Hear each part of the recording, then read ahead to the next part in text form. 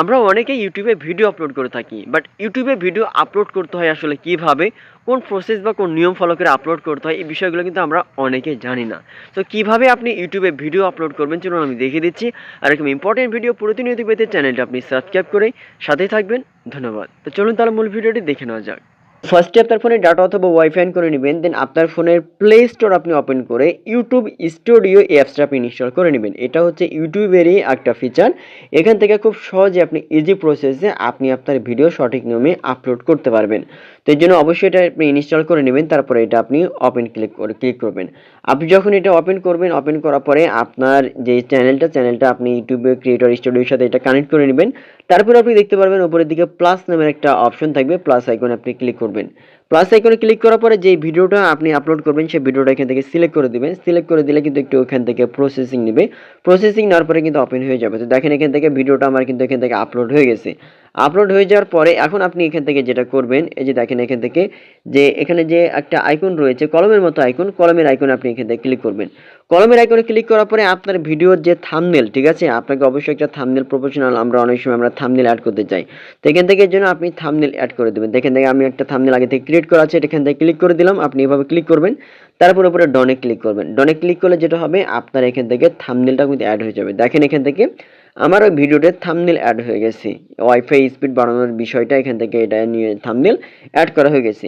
এখন আপনার যে কাজটা করতে হবে সেটা হচ্ছে নিচের দিকে দেখেন ক্রিয়েট টাইটেল, মানে আপনাকে একটা লেখা লিখতে হবে, মানে আপনার ভিডিওর যে টাইটেল, এই মানে কোন রিলেটেড আপনি ভিডিওটা দিচ্ছেন আপলোড করবেন এই রিলেটেড একটা টাইটেল দিতে হবে।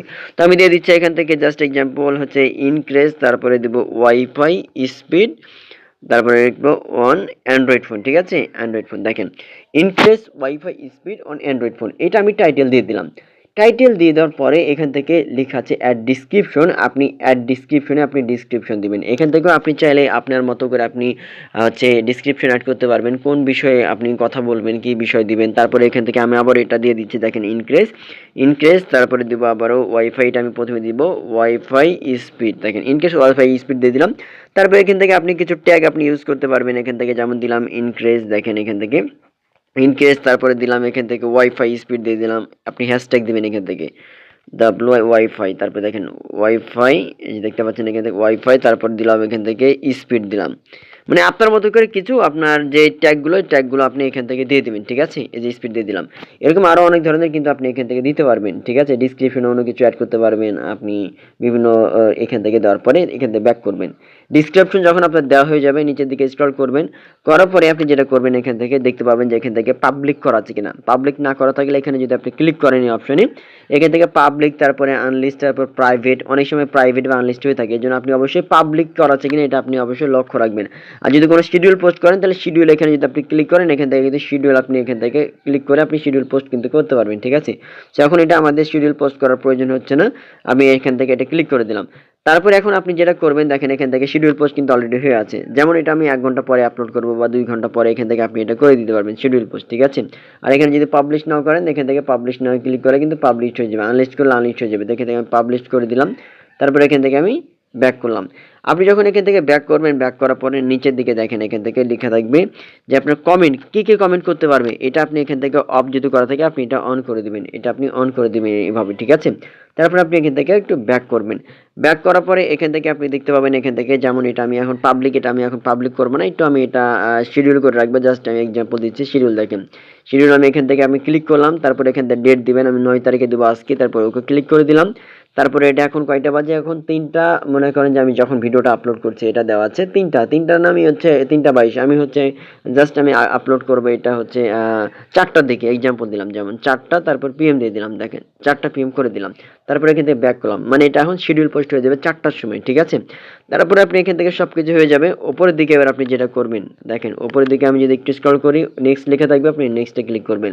আপনি যখন এখানে নেক্সটে ক্লিক করবেন এটা আসলে কোনো বাচ্চাদের জন্য নাকি বাচ্চাদের জন্য না, এটা আপনি সিলেক্ট করে দেবেন। তো no it's not for kids, এটা বাচ্চাদের জন্য না, এটা আমি ক্লিক করে দিলাম এখান থেকে।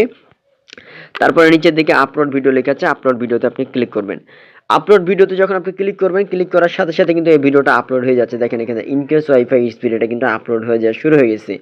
আপলোড যখন এখান থেকে শুরু হবে আপনি ডান পাশে কিন্তু একটা অ্যারো আইকন দেখতে পাবেন, বা আপনি 3 ডট অপশন দেখতে পাবেন। এই যে 3 ডট অপশন এখান থেকে আপনি ক্লিক করবেন। এখানে যখন ক্লিক করবেন এটা আপনি পরে ক্লিক করলে পারবেন এটা যদি আপলোড হয়ে যায়। তারপরে দেখেন এখান থেকে আপনি দেখতে পাবেন, আবার আমি থ্রি ডটে ক্লিক করলাম, ক্লিক করার পরে এডিট লেখা থাকবে, আপনি এডিটে ক্লিক করবেন। এডিটে যদি ক্লিক করেন, ক্লিক করার পরে এরকম একটা ইন্টারফেস ওপেন হয়ে যাবে। নিচের দিকে একটু স্ক্রল করবেন, করার পরে দেখতে পাবেন এখান থেকে মোর অপশন আছে, এখান থেকে আপনি ট্যাগ ব্যবহার করতে পারবেন। এই যে এখানে আপনি ক্লিক করবেন, এখান থেকে যখন ক্লিক করবেন উপরের দিকে আপনি দেখতে পাচ্ছেন লেখা আছে যে হচ্ছে অ্যাড টু ট্যাগস, আর এখানে অবশ্যই দেখে দেবেন ক্যাটাগরি। আপনার ভিডিও যেটা আপনি আপলোড করছেন, আপনার চ্যানেলটা কোন ক্যাটাগরি, ঠিক আছে, এই ক্যাটাগরি সিলেক্ট করে দেবেন। আপনার যদি সিলেক্ট না থাকে, এখানে যদি ক্যাটাগরি আমি সিলেক্ট করে দেখেন এখান থেকে বিভিন্ন ক্যাটাগরি আছে। যেহেতু আমি science and tech related video upload করি, এই জন্য সায়েন্স অ্যান্ড টেক কিন্তু আমার আপলোড করা আছে বা এখান থেকে সিলেক্ট করা আছে। এখান থেকে এটা আপনি দেখে নেবেন, ঠিক আছে। তারপর উপরের দিকে অ্যাড ট্যাগে আপনি ক্লিক করবেন, কারণ অনেক সময় আপনি যে ভিডিও আপলোড করতেছেন সেই রিলেটেড হচ্ছে লিখে অনেক সময় সার্চ করে। যেমন আমি লিখলাম এখান থেকে আবারও ইনক্রিজ, তারপরে লিখলাম যে হচ্ছে ওয়াইফাই, আবার দিয়ে দিলাম দেখেন ওয়াইফাই, তারপর স্পিড।